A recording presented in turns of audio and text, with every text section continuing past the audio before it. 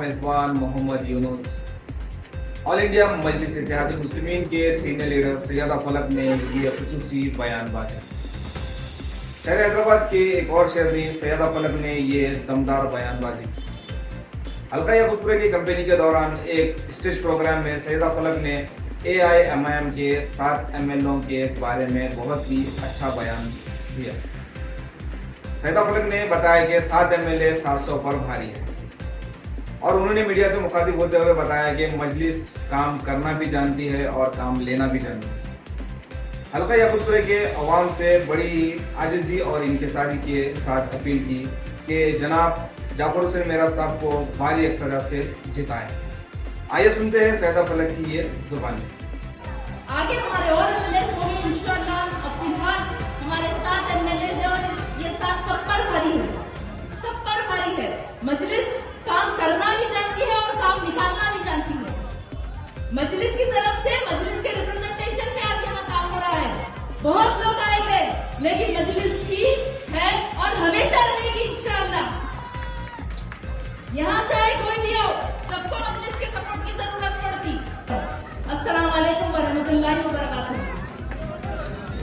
मैं याकूतपुरे की आवाम से बस यही कहना चाहूंगी कि जिस तरह हमेशा से मजलिस आपके दरमियान रही है, जिस तरह से मजलिस हर अच्छे बुरे वक्त में आपके साथ थी, जिस तरह से मजलिस यहाँ काम करते आई है, इंशाअल्लाह आगे भी वैसे ही काम बरकरार रहेगा और काम में इजाफा भी होगा।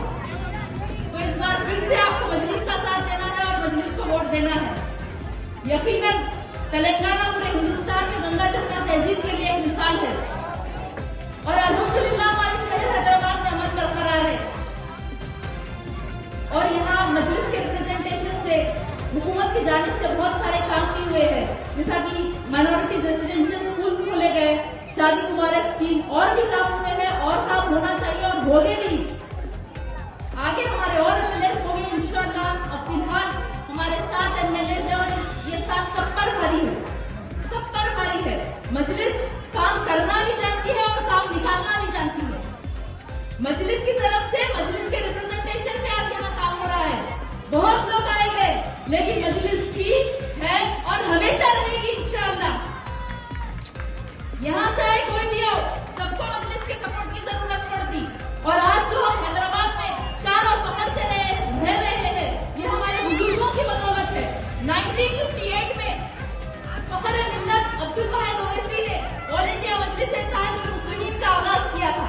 हक और इंसाफ के लिए 11 महीने जेल में बिताए और उनका एक कहना था कि अगर दलितों और मुसलमानों को महफूज चाहिए तो हमें एक मजबूत सियासी ताकत बनना होगा।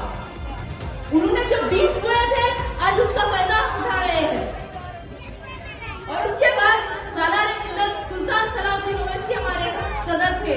उनकी सदारत में मजलिस ने तरक्की की, मजलिस के काम में इजाफा हुआ। वो हमारे पहले MLA थे और आज भी उनकी तकारीर से, उनके बातों से हम बहुत कुछ सीखते हैं।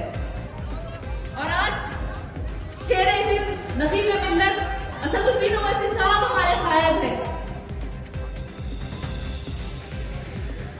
बेशक वो हिंदुस्तान के माइनॉरिटीज की आवाज है, बेजुबानों की जुबान है।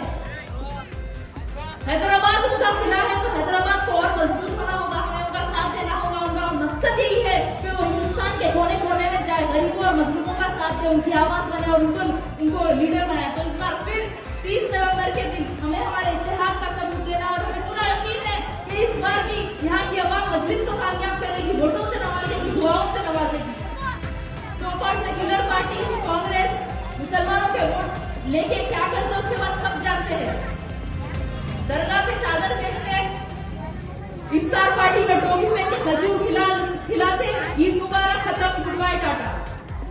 और बीजेपी तो यहाँ शुरू होने से पहले ही खत्म हो गई। इस बार उनके पास यहाँ कोई उनका खास मुद्दा नहीं है इलेक्शन लड़ने के लिए।